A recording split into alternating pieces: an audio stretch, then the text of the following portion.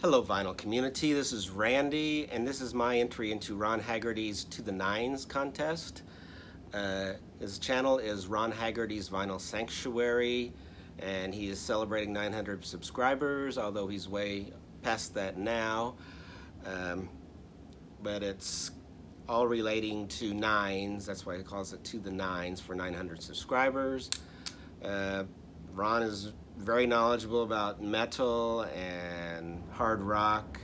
That's his specialties, but he also is familiar with a lot of the other genres as well. But so it's all about nines except for the first question, and 9 is very important to me as well because I remember how excited I was when I got 9 subscribers. So on to the first question. Is an album from his birth year, which was 1977. So I picked Alice Cooper's Lace and Whiskey, which came out in 1977. It's kind of a maligned album in his catalog, or their catalog. I guess he was solo at this time. And there's the label. I want to see that. Oh, glare there.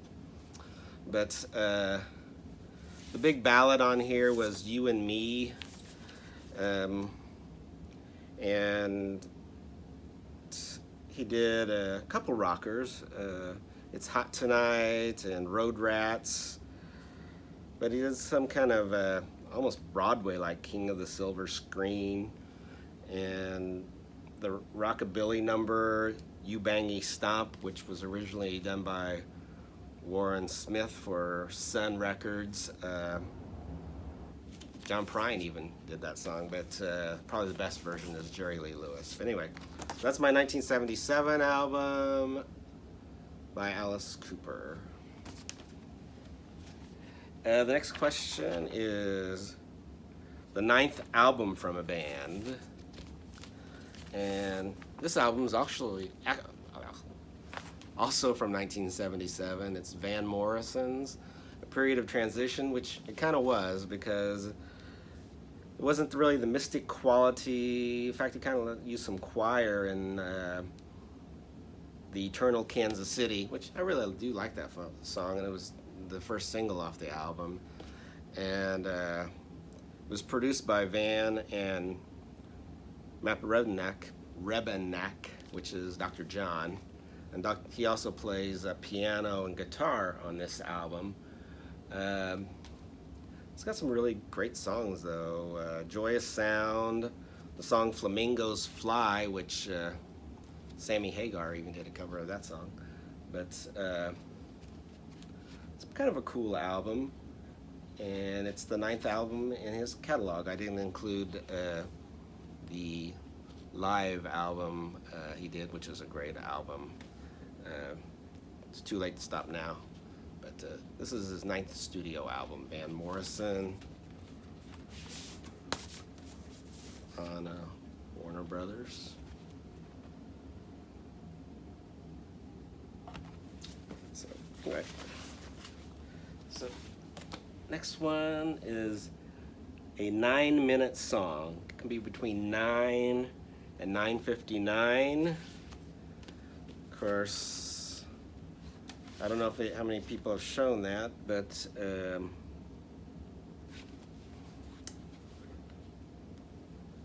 the song Freebird that everyone knows is 9 minutes and 8 seconds. This is off MCA Records. This is from Pronounced Leonard Skinner album, which came out in 1973. But since maybe a lot of people are showing that, I was also picked out Luther Allison, blues guitarist, born in Arkansas, but became important in the Chicago blues scene. Freddie King kind of took him under his wing. But this is a live album, Southside Safari. Mazzy had just done a thing about venues, and this live album was recorded at the Other Side in Peoria Heights, Illinois, which I'm not sure where that is exactly. But he does a 9-minute and 50-second song called "The Thrill Is Gone," which was made famous by B.B. King, but he extended it quite a bit. But Luther Allison, his son Bernard Allison's also a guitarist as well. Can't remember. Seems like he died in '97 or something like that. I don't remember for sure, but he's no longer with us, Luther Allison. The next prompt is a 9-song album. So I'm picking an album from, when did this album come out? 1987. It's The Call, and Into the Woods is the name of the album. Kind of a college rock or indie rock from the 80s, I guess you would call it. It's on the Elektra label. And 5 songs on side 1. 4 songs on side 2, 9-song album. Peter Gabriel was a big fan of this group and took them on tour with him. Michael Ben, the lead singer, actually played the Apostle John in Martin Scorsese's The Last Temptation of Christ. He kind of had a pleading, intense vocal style, and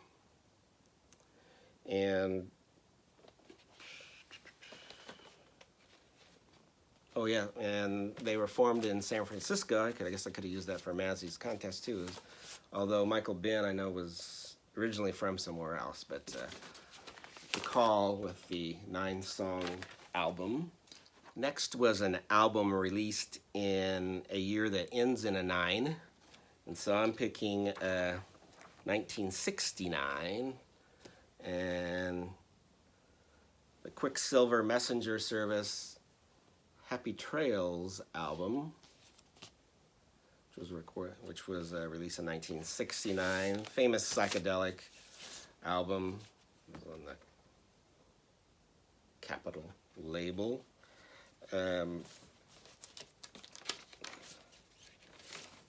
The song that was really famous is the whole first side. They call it the "Who Do You Love" suite, the Bo Diddley song that each band member gets to take a little tangent with. Anyway, "Who Do You Love"? They call it the "Who Do You Love" suite. This is all of side 1. Side 2, they do another Bo Diddley song, "Mona," and they even end the album with Roy Rogers, Dale Evans' "Happy Trails," written by Dale Evans. Anyway, that's for that question. And an album released in September, which is the 9th month, and this was 1982, September of 1982. It's the Who, It's Hard. This album is a little bit maligned as well, just like the Alice Cooper was for Who fans, but it has a great rock track in Athena. I think Roger does great vocals on that. Also has the Eminence front that Pete Townsend takes front and center on. Cry If You Want, A Man Is a Man. I think it's a lot better than some people have said, but it's not their best album, but it's a very good Who album. It's hard. The next prompt was to show a 90s album, and I don't really have many 90s on vinyl, although I did just pick up that Fight album on Record Store Day, which is released, I'm not sure what year, but it was in the 90s. But I already got this ready, and this is a CD from 1992. One of my favorite REM albums, Automatic for the People. I think Document might be my favorite, but this was a wonderful album. The rock songs Drive and The Sidewinder Sleeps Tonight. It's probably the most personal album by the band. Michael Stipe's lyrics are more focused, and like the Everybody Hurts was just agonizing almost. Intensity in that song. The song about Andy Kaufman, Man on the Moon, and then just the beautiful night swimming with the beautiful piano. But my album from the 90s is REM's Automatic for the People, and an album with 9 in the title. This has actually got 3 9s. Prince's 1999. Maybe his best album. It's got a lot of funk and experimental, I guess you would call it, stuff, but that first side with 1999, Little Red Corvette, and Delirious, 3 great songs. And just All the Critics Love You in New York, I like that too as well. But wonderful album by Prince with 3 9s, 1999. And the last prompt was to say something that you love about the vinyl community.